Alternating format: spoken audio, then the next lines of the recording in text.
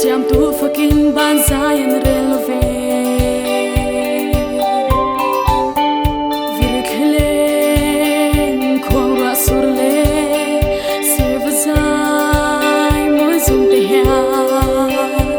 Siam tu rong pui Zoi moi nan zayan re Izayang lalpa fakin Kan o nay Zong zong te hian A ko ngay na A ma ngay na Rau bui zu fakin Van sang le Lui thuk te hian A rau bui an shila Shin fa zong bon Chan dang du i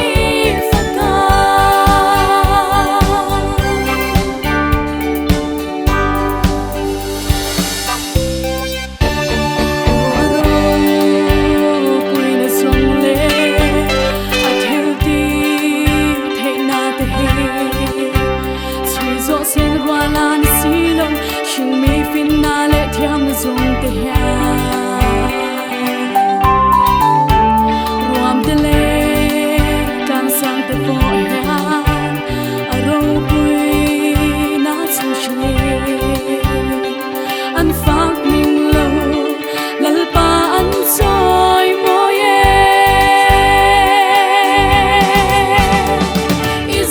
Izayang lalpa fakin Kan o ngay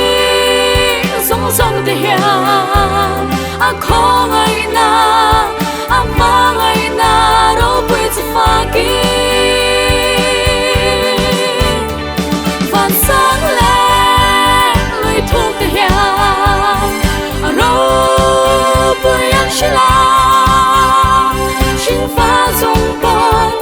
Chan dang du i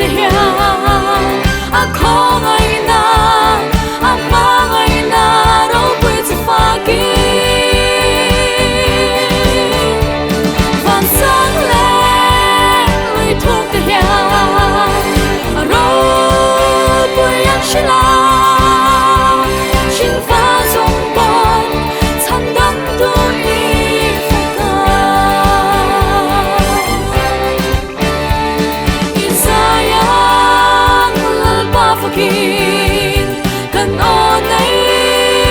Zong zong te hian A ko ngay na A ma ngay na Rau bui zu fakin